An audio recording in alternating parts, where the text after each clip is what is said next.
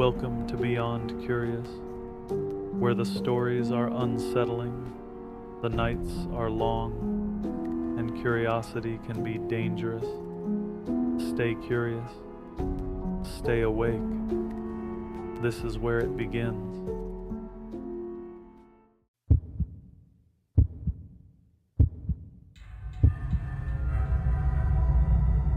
The moment I realized something was wrong, it was already the second time it passed the window, and by then, I was the only person in the room. This happened when I was around 12. It was late summer and my family had traveled out to the countryside for a big anniversary party.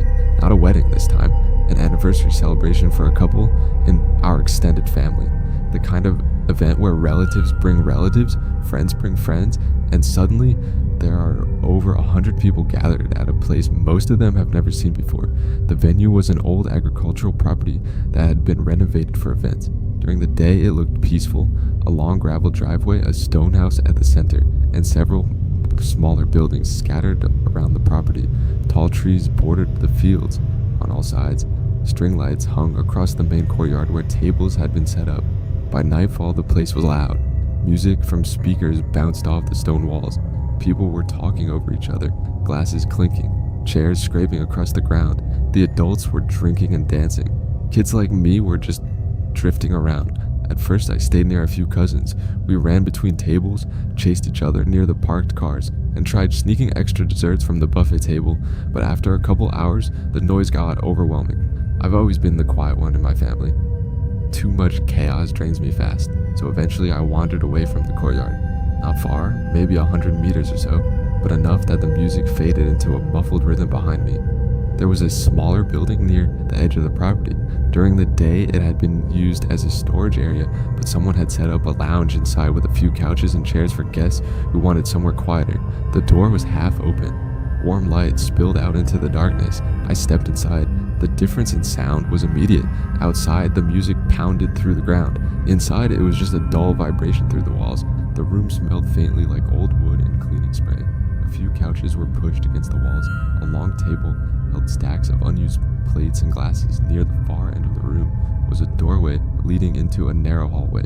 But the thing I noticed most was the window. It was small and rectangular, set high in the wall, way above eye level, maybe 8 feet up. It looked like the kind of window you'd normally see in a basement or storage building, just a narrow opening to let in a little daylight. At night, it showed a strip of dark sky and the tops of the trees outside. No one else was in the room. I sat down on one of the couches and pulled out my phone. At that age, I was obsessed with making little woven bracelets out of colored rubber bands. I had a bunch of them stuffed in my pocket, so I started fiddling with those while flipping through games on my phone. For a while, everything felt normal, just quiet. The distant bass of music, the occasional burst of laughter drifting in from outside. Then I got that strange feeling, like when the air suddenly feels colder against your skin, the kind of chill that runs up your arms for no obvious reason.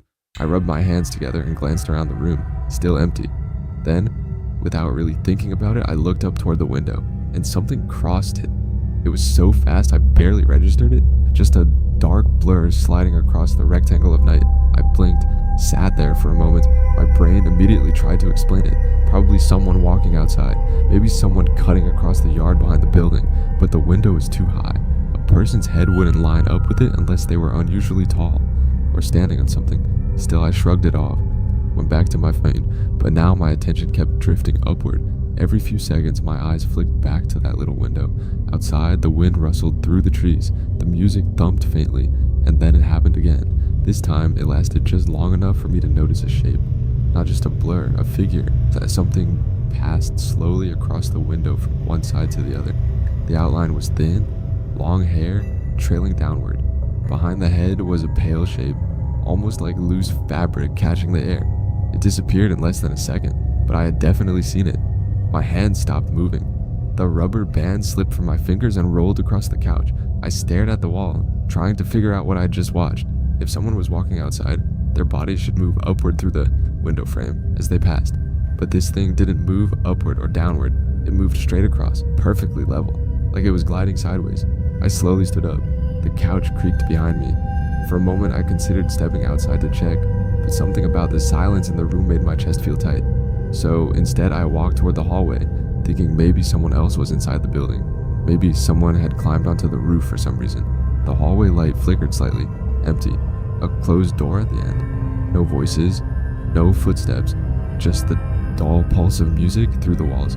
I turned back toward the lounge, and that's when the window darkened again. The figure passed for the third time, this time slower than before, slow enough that I could clearly see the outline of shoulders and hair hanging down. The pale shape behind it drifted like cloth, but the strangest thing was the movement. There was no bounce, no step, no sign of someone walking. It moved smoothly, sideways, as if the ground underneath it didn't matter. Then it was gone. My stomach dropped. I could feel my pulse pounding in my ears. For a second, I just stood there in the middle of the room, frozen. Then the fear hit all at once. My throat tightened, and my eyes started watering. I grabbed my phone, dropped half the rubber bands on the floor, and ran. Out of the lounge, across the gravel, back into the courtyard where the lights were bright and the music was blasting. People were dancing under the strings of bulbs.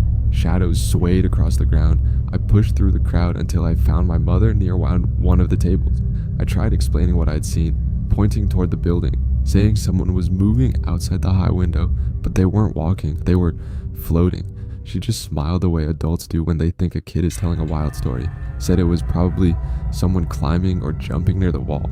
A couple relatives overheard and laughed. Within a minute, the conversation moved on. No one cared. Later that night, when we were leaving, we walked past the back of that building on the way to the cars. The music had quieted. Most guests were inside saying goodbye. I slowed down because I wanted to check something. The wall beneath the window. There was nothing there. No ladder, no crates, no tree branches close enough to reach the height. Just a flat stone wall and the dark field stretching beyond it. The window sat far above the ground, exactly where I remembered it. I stared at it for a long time before getting in the car. Years later, I still think about that night, about the way that shape slid past the glass, about how quiet the room was when it happened. But the detail that bothers me the most is that it didn't pass just once, or even twice. It came back 3 separate times, almost like something outside that building had noticed me sitting there and decided to circle back just to make sure I was still looking up.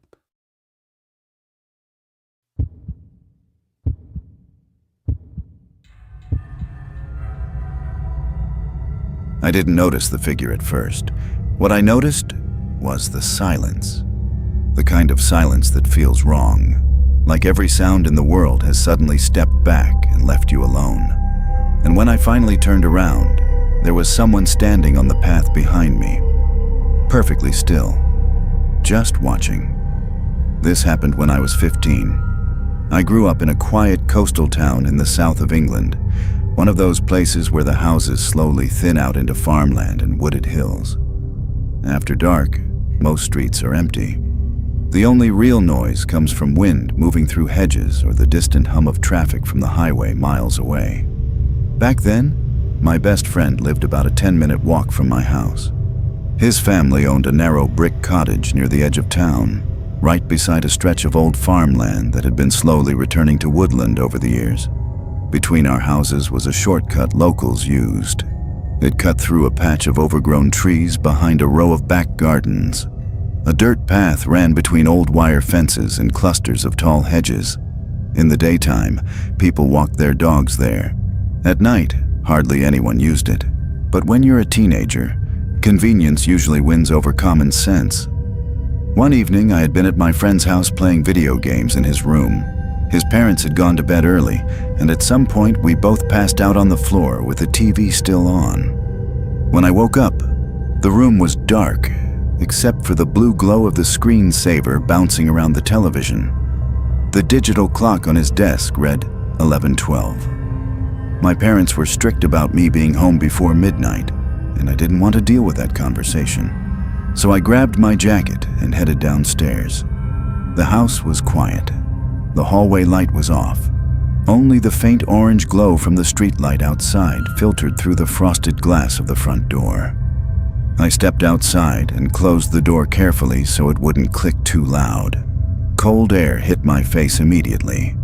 The sky was clear, and the moon was bright enough that the road and hedges were easy to see. For a moment, everything looked calm, peaceful even. The entrance to the shortcut was just down the road. a narrow gap between two wooden fences, half hidden by bushes. If you didn't know it was there, you'd miss it completely. But I'd taken that path plenty of times before, so without really thinking about it, I stepped off the pavement and into the darkness between the hedges. The path curved slightly through the trees. Moonlight slipped through the branches overhead, breaking the trail into patches of pale light and shadow. My shoes scraped softly over gravel and dirt. Somewhere farther off, wind stirred through the tops of the trees. At first, everything felt normal. Just another quiet walk home. Then something changed. I didn't realize it right away, but after a few seconds, something about the atmosphere felt wrong. The wind was still moving the branches above me, but every other sound had disappeared. No distant cars, no rustling in the hedges, no insects. Even my own breathing suddenly seemed too loud. I slowed down. That strange, sinking feeling crept into my stomach. You know the one. That instinctive warning your body gives you before your brain understands why. It felt like someone was watching me. I kept walking, trying to ignore it, but the feeling only got stronger. Each step forward made the silence feel heavier, until eventually I stopped, right there in the middle of the path. For a moment, I just stood there, listening. The trees creaked gently overhead, but the ground around me was completely still. Then my instincts kicked in. Something deep inside me said, "Move, run." But instead, I turned around. At the far end of the path, maybe 15 meters behind me, a figure stood between two trees. Tall, thin, completely motionless. At first, my brain tried to convince me it was just a person standing there. Maybe someone else walking the trail. But the way they stood felt wrong. Too stiff, like a mannequin placed upright in the darkness. Moonlight caught part of the shape. A long dark coat or jacket hung straight down. The head was tilted slightly forward. I couldn't see a face, just the outline of a body, and the faint reflection of eyes catching the moonlight. Pointed straight at me. The second I realized the figure had been there the entire time, my body reacted before my thoughts did. I turned and ran. Branches scraped my arms as I tore down the path. My shoes slipped on loose gravel, but I kept moving. Adrenaline pushed every ounce of strength through my legs. Behind me, I heard movement. Fast. Not directly on the path, but running through the brush beside it, keeping pace. That sound made the panic hit full force. My chest tightened and my breathing turned ragged. I pushed harder, almost tripping as the trail curved toward the back fences of the houses near my street. A few garden lights glowed ahead. Normal houses, people, safety. I burst out of the trees and cut across the nearest yard. Grass soaked through my shoes as I sprinted across the lawn. I jumped the fence behind my house, nearly catching my foot on the top rail. Then I ran straight for the side of the house where my bedroom window was. My room was on the ground floor. The window didn't close properly. The latch had broken years earlier and my dad never got around to fixing it. I slid it open, climbed inside, and shut it as quietly as I could. Only then did I stop moving. My whole body shook. I stood in the darkness of my room, breathing hard. After a few seconds, I pulled the curtain aside and looked into the backyard. The grass moved slightly in the breeze. The fence cast long shadows under the moonlight, but there was no one there. Still, that awful feeling stayed. The feeling of being watched from somewhere just out of sight. I barely slept that night. Every creak in the house made my heart jump. Eventually, I convinced myself I'd just run into someone on the path. Maybe they tried to catch up to ask something. Maybe they thought I was suspicious and chased me off. Whatever it was, I tried to forget it. 3 nights later, I woke up suddenly. Not because of a noise, more like a sensation. That strange instinct again, like something in the room had shifted. My eyes opened slowly. The room was dark, and cold air brushed across my face. My window was open, just a few inches. The curtain lifted gently with the breeze. I knew I had shut it before going to sleep. For several seconds, I just stared at it from my bed. Then I got up, walked over, and pushed it closed. I didn't look outside. I didn't want to. After that, the dream started. Always the same one. I'd be asleep in my room. The window would begin sliding open slowly, and I'd hear the faint scrape of something outside, like someone testing the frame, pushing against it, trying to force it wider. In the dream, I couldn't move. All I could do was listen. Eventually, I got so tired of waking up like that I did something simple. I cut a thick piece of wood and wedged it tightly in the window track so it physically couldn't slide open anymore. My brother even tried pushing it from outside. It didn't budge. After that, the window never opened again, and the dreams slowly stopped. I also never used that path again, not during the day, not with friends, not ever. I'm 29 now. I live in a different city, different house, different life. But every once in a while, that dream comes back. I'm back in that old bedroom. The room is silent. The window begins to slide open, and I hear something outside pressing against the glass, testing it, searching for a way in. And right before I wake up, I always get the same terrible feeling, like whatever stood on that trail all those years ago still remembers exactly where my window is.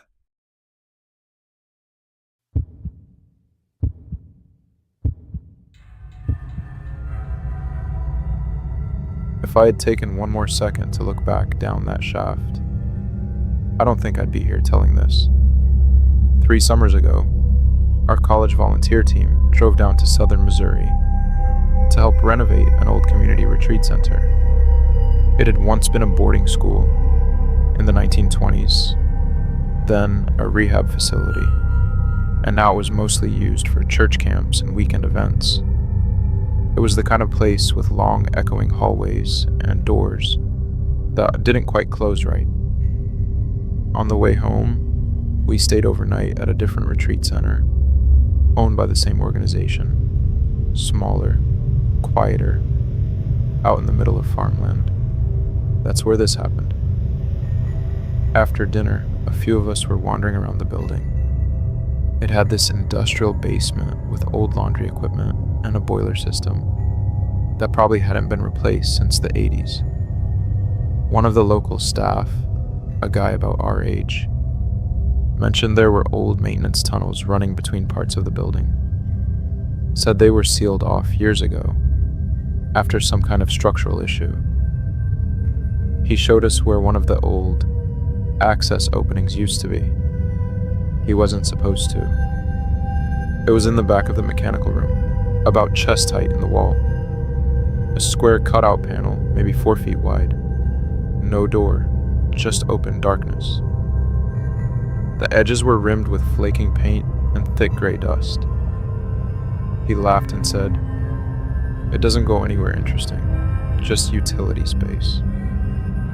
Then he left us alone. That should have been the end of it.